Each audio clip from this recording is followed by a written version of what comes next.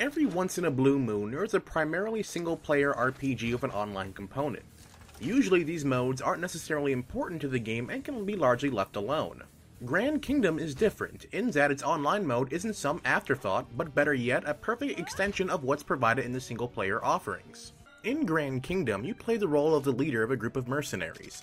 In this role, you can purchase or dismiss units, buy equipment for said units, partake in quests, and if you have an online connection, sign a contract with a nation and fight for their cause. The game provides you with 13 classes to hire. Sadly, who you can hire at a given point in time is completely random, so you can't just pick and choose. Said randomized recruits have randomized stat grades, field, and abilities, and a random allotted bonus points that you can distribute. Other than that, you can completely change them to be what you want, besides gender, that's job specific, to any way you want from a pool of style. You can even change the pitch of their voice if you so wish. Classes can fall into 4 different types: range, close combat, magic, and special. Magic beats close combat, but close combat beats range and range beats magic. Special classes such as medics are not affected by this triangle. In terms of items to buy, Grand Kingdom is pretty picky in that you can only buy items that help serve in a war you're participating in, or equipment for your units.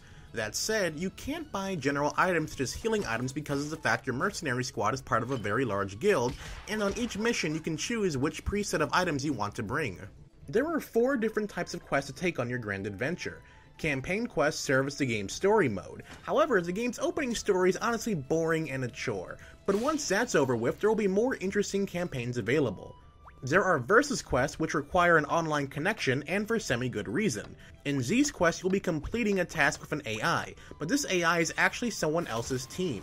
Regardless, the first one to complete the assigned objective is the winner. Single quest mixes it up a little bit by having you side with a warring nation for a mission. What makes this so interesting is that if you lean too much on one side, you actually won't be able to take on quests from a different nation because you oppose them one too many times.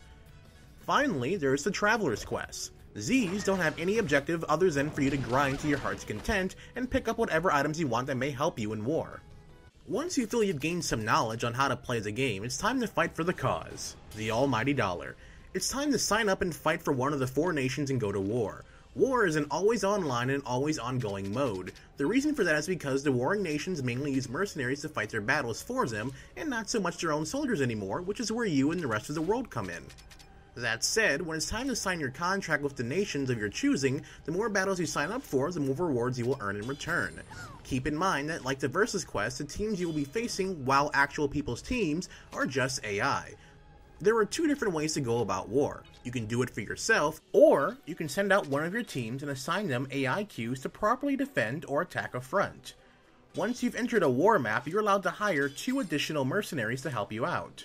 Grand Kingdom's gameplay is absolutely phenomenal. Quest missions and wars play similarly, but are played in a completely different manner. In both modes, you get to choose a troop of people and go on your way. In quest missions, you're given a brief summary of the situation at hand, and into the mission you go. Meanwhile, in war missions, you have to prepare your defenses by setting up artillery units and setting up bases. Traveling the field is quite simple since everything is grid-based, although it would be best to entirely explore a map so you know where all the secret passageways are, so you have shortcuts for later. The biggest difference about quest missions and wars are that wars happen in real time, while in quests, everyone moves at the same time. Also in quests, you can only move so many times during a mission before it's considered a failure, barring travel missions. Regardless, when you move onto an enemy space or artillery, or when you and an enemy move onto the same space, it's time to battle. These battles have to be one of the deepest in terms of mechanics I've played in a while. In battle, there are 3 lanes, left, right, and middle. At this point, the game becomes an interesting mixture between SRPG and ARPG. You see, the SRPG comes into play when moving and using range moves, because careful aim is absolutely critical. Friendly fire is also a huge part of this game, and the last thing you want to do is actually hit one of your units with magic or arrows.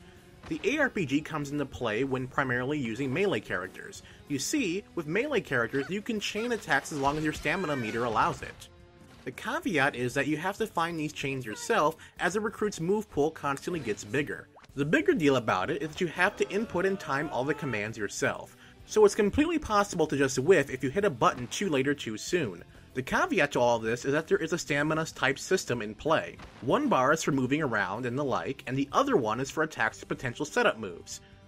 Some melee users can actually use both meters when attacking. When an enemy is defeated, you gain 1 TP, and inversely, when an enemy defeats one of your men, they gain 1 TP. If you attack an opponent and they didn't die or are close to death, the game will let you spend 1 TP to finish that opponent off, to only gain that 1 TP. Outside of battles, the TP you gain can be used to open some chests and use various field moves. In terms of what wasn't liked about this game, is the fact that you can only save in the main hub. There have been times where I've been on a campaign quest for 20 or 30 minutes only to lose at the very end and have to start all over again. Other than that, it's really just a slow hump that is the campaign.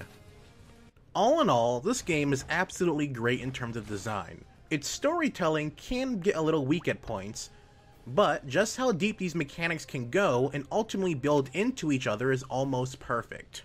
And that does it for our Grand Kingdom review. To see a more full, detailed review, be sure to check out our website, gamma.com, for the written review. We also apologize for the delay of this review because we wanted to make sure our reviewer had plenty of time to play this game when the servers went public. If you have any questions about the game, by all means, leave them down in the comment section below. We'll do our best to answer them. Also, be sure to subscribe for future Let's Plays and reviews on this channel. And as always, everyone, this is GammaLad signing off.